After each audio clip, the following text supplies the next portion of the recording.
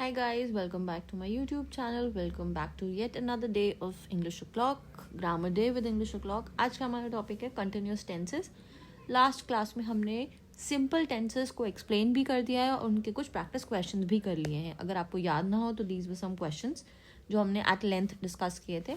आज का हमारा टॉपिक है continuous tenses. As you know we have present continuous tense जिसको हम प्रोग्रेसिव टेंस भी कहते हैं. कंटिन्यूस को मोस्टली प्रोग्रेसिव भी कहते हैं. Next we have past continuous and of course the last one we have future continuous. That would be the work for today. चलो let's begin. Now very simple. Before moving on, simple सा formula है present tense का and that is subject plus is are am, because this will be deciding upon the subject. For example, if my subject is he then it will be he is, but if my subject is they then it will be are. Right, it goes like this. Then we are going to write the ing form of the verb and along with that an object. अब continuous का मतलब है continuity, right? It implies something that is going on. ये होता है आपका present tense. For example, right now I am teaching. When I say this, while saying this also, my action is going on. Something is my action here, right? My action is going on when I say this. अब आप देखो, मैं अपने sentence में बहुत simple है. मैंने आई लगाया, मेरा जो सब्जेक्ट है, मैंने अपनी हेल्पिंग लगाई और मैंने अपनी वर्ब को आईएनजी फॉर्म दे दी. नेगेटिव बनाना है तो नॉट लगा दूंगी मैं बीच में. अगर मैंने क्वेश्चन बनाना है तो मैं अपनी वर्ब को आगे ले जाऊंगी, हेल्पिंग वर्ब को. ठीक है, am I not reading, like that. ठीक है, ये सारे टेंसेस में पर्सन्स के साथ चेंज करेंगे. जैसे this one is first person, this one is second person and this one is third person. It's like this.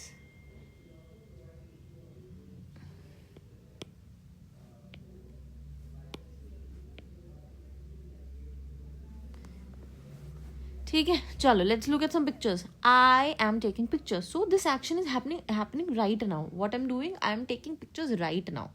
Similarly you are taking pictures. तुम अभी पिक्चर्स ले रहे हो. ही इज टेकिंग पिक्चर्स, वो अभी ले रहा है. She is taking pictures, it's taking pictures, we are taking pictures. देखो यहाँ पे अपोस्ट्रोफी यूज करके भी बताया how to put it.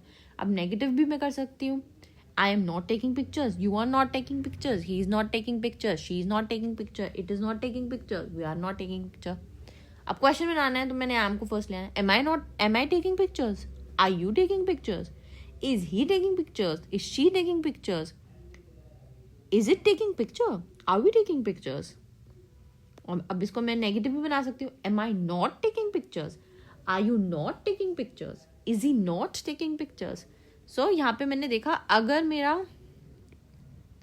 Are not है तो दैट विल बिकम आरंट, है ना. If it is not it will become isn't, aren't. Can you see this? That is how it is changing in possessive, I mean progressive. That's how changing in possession. ठीक है, बहुत simple है. I don't think इससे ज़्यादा मैं कुछ stress कर सकती हूँ उस पर. कंटिन्यूस तो सबसे ही ईजी है. कंटिन्यूस से हमेशा याद रखो कंटिन्यूटी और एक्शन अभी, as we speak of it, it is happening. ठीक है, moving on. Let's move to past continuous. अब सबसे पहले पास्ट कॉन्टिन्यूस का रूल देख लेते हैं. सिंपल वही, मेरा सब्जेक्ट के अकॉर्डिंग मेरा was over and V ING form of the verb plus the object. If I say she was but they were eating. अब व्हेन द एक्शन में मैं पास्ट में बात करूंगी तब वो एक्शन हो रहा होगा. जब मैंने ये किया तब वो हो रहा था. देखो यहाँ पे सेम स्ट्रक्चर है. पहले सब्जेक्ट लगाया, वॉज वर्ड लगाया और वर्ब के आईएनजी फॉर्म लगा दी. सेम नेगेटिव में वॉज के साथ, मतलब अपनी वर्ब के साथ आईएनजी लगा दिया. क्वेश्चन में हेल्पिंग को आगे ले आए. ठीक है, फॉर एग्जाम्पल आई के साथ फर्स्ट पर्सन में देखते हैं. I was studying, you was studying, he was studying, she was studying, it was studying, we was studying, they was studying. ये सब पर्सन्स के साथ मैं आपको करा रही हूँ. I was not studying, you were not studying, he wasn't studying, she wasn't studying, it was not studying, we were not studying, they were not studying. अब was I studying? Were you studying? Was he studying? Was she studying? Like that. Was I not studying? Were you not studying? Was she not studying? देख रहे हो आप difference. मैंने अपने helping, subject और फिर negative. ये नेगेटिव क्वेश्चन हो गया मेरा. सिंपल. एक चीज ध्यान रखनी है बस, वॉज वर प्लस आईएनजी. अब फ्यूचर में देखते हैं. सेम ही रूल है हमारे पास. सब्जेक्ट है मेरा, विल शैल बी कंफर्म्ड है. Will for sure events, shall for probable events जिनकी प्रोबेबिलिटी कम है but we are really not sure, and ING form of the verb plus the object. For example, he will go, he will be going, they will be going.